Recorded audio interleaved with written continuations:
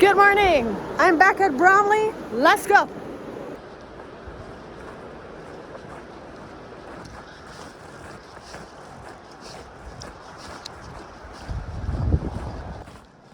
Frozen River Crossin.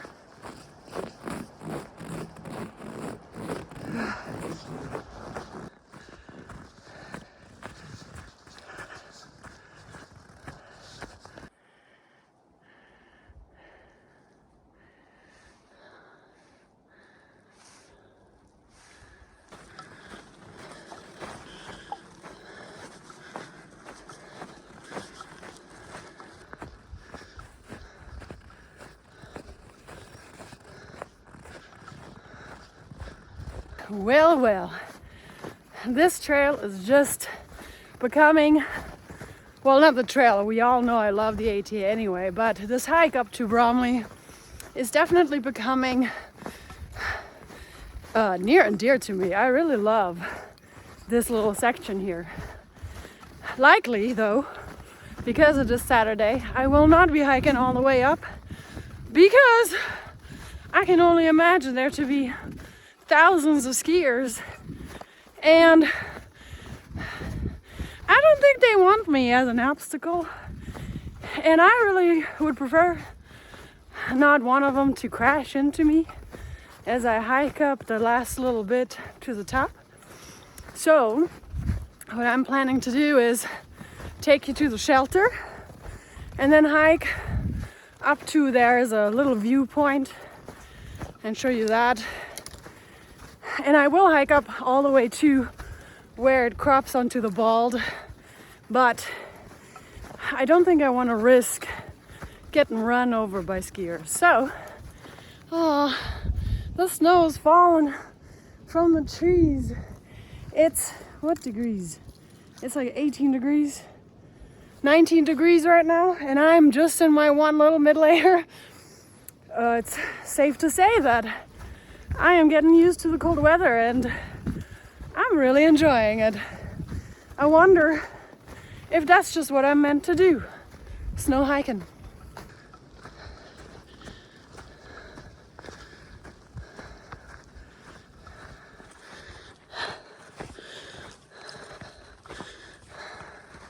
I hope you are going to enjoy my huffing and puffing because I'm still going uphill.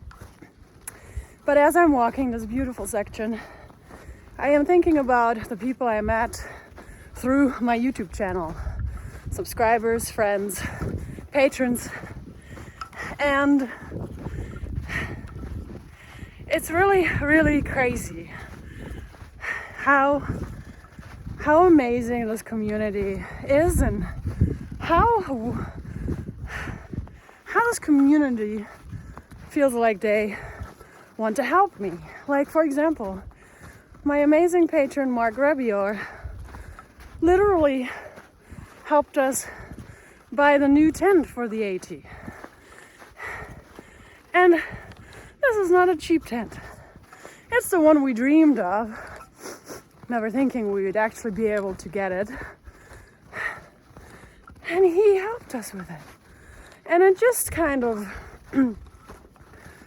like what flabbergasts me. Like, why would anybody want to do that for somebody they see on YouTube? And I don't know. So I recently asked this. I don't know if I asked it on the channel or if I asked it in one of my patron groups. And this really amazing patron, this one has been around for a long time, Ken. He sent me just an email last night. I read it this morning, telling me why it would be me. And it's really left me speechless. People have reasons, right? Somehow some person connects with them, and I'm just so glad Ken connected with my journey because he has been a blessing, and so many others. And it's really scary to start mentioning names because I never want to miss somebody, because, you know, I really feel like they deserve the thanks. But there have been so many people. And maybe what I'll do is I'll write a list of all the amazing people that have helped me and that I've met and have been so kind to me over the last 2-3 years. Because you guys really deserve the acknowledgement. And it's important. It's important to give the things, and I hope to be able to pay this forward. And some people say my videos are what is paying it forward. So thank you from the bottom of my heart. You guys are, yeah, really amazing.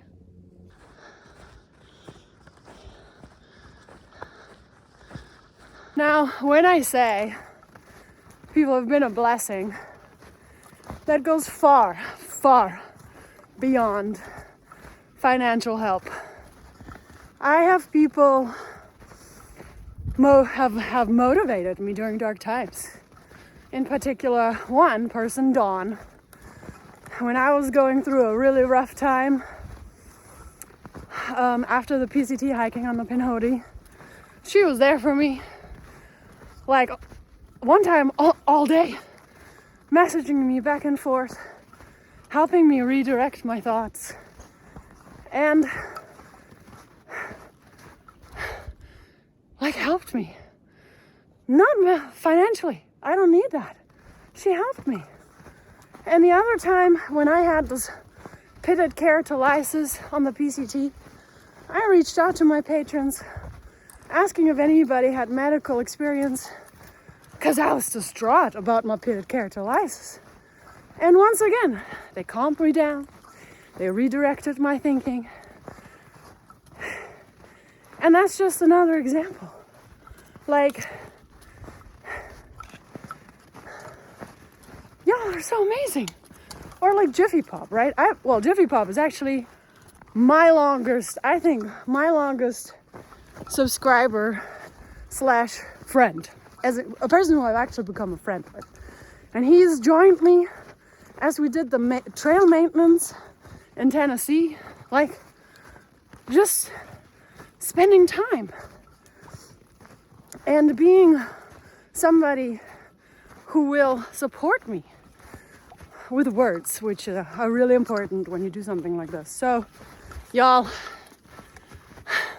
I could just go on, and I probably will.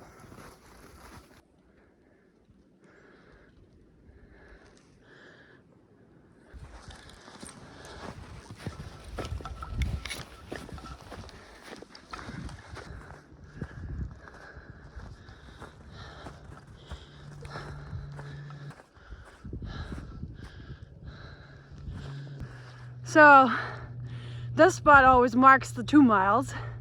This goes up to Bromley, but first, I'll show you the shelter.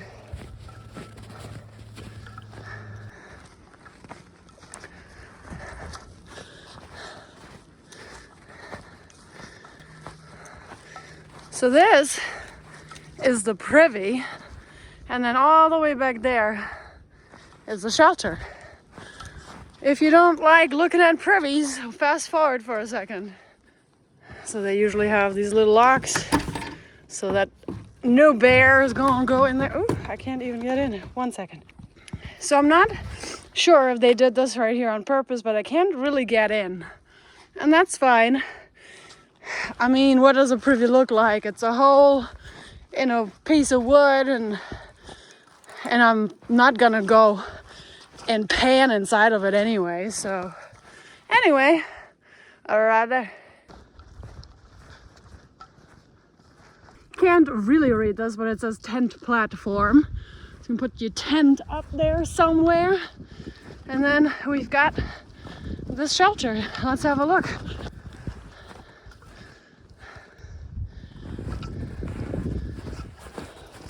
Just a typical shelter. And a table. And some chairs or benches. So yeah, and then usually it's cute on a little mountain thing. What do you call it? Little slant, so you can see trees. And that's that. And then you'll have a logbook in there. And then some people like to tag the shelters, which is a highly debated topic when it comes to leave no trace. Heading back.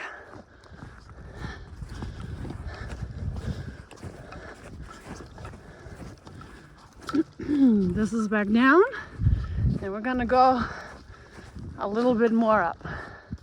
Summit says 1 mile. Okay.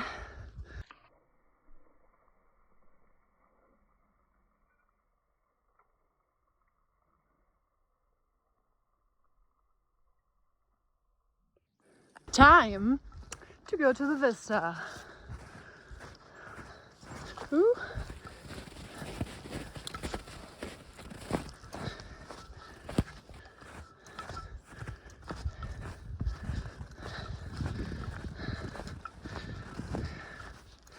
This is always where I want to have like epic music, like look at that. Let me check what mountain that is. Well, isn't that fun? That's Stratton Mountain, and then there's Mount Olga, which I hiked just recently. Well, that's just fun. Yeah, this is a very, very pretty little outcrop. When I went to the ski lodge the first time and I talked to the ski patrol, one of them said that they will come here Valentine's Day. Apparently there's a full moon and they'll come to this spot and have this beautiful view at night with the full moon. So if anybody's in this area, apparently that's what they'll be doing. Valentine's Day at night looking at the full moon.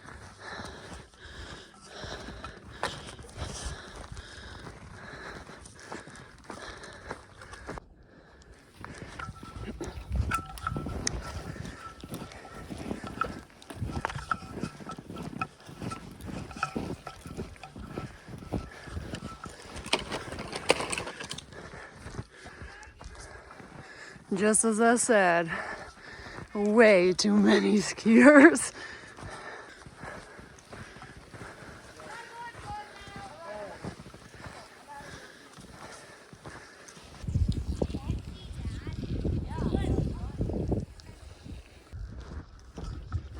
And we are heading back.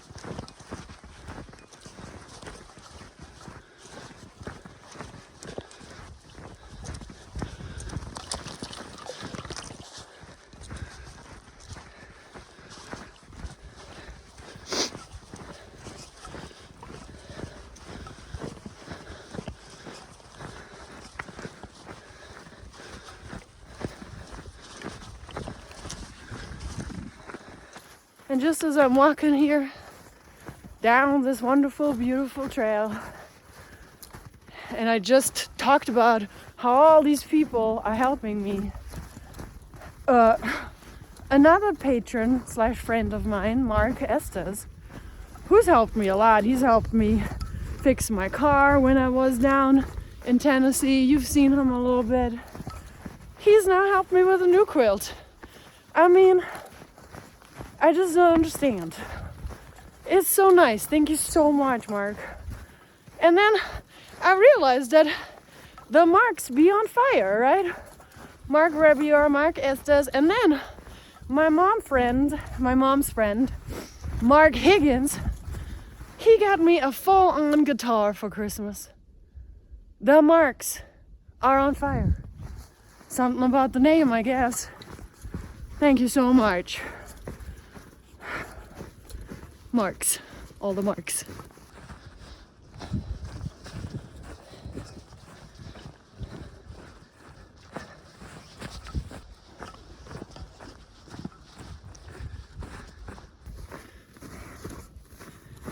More thanking time. I just thought about how there were two really important women on each trail that kind of represented like a mother figure to me. One of them was Frodo's mom on the AT, and her and her wonderful husband allowed our family to stay with them, and you know, their son was on trail and he wasn't hiking with us, but they still opened up their home for us. And the same thing when I was on the PCT. Sherry and John, same thing. Their son was hiking with his wife on the PCT, and even though we weren't hiking with them, Sherry and John opened up their home to me. And again, without expecting anything in return. And in fact, both of them, I think both of them didn't even want to be on the video much. So yeah, two amazing people. Like, don't care. Somebody's gonna run me right over. Snowmobile crossing.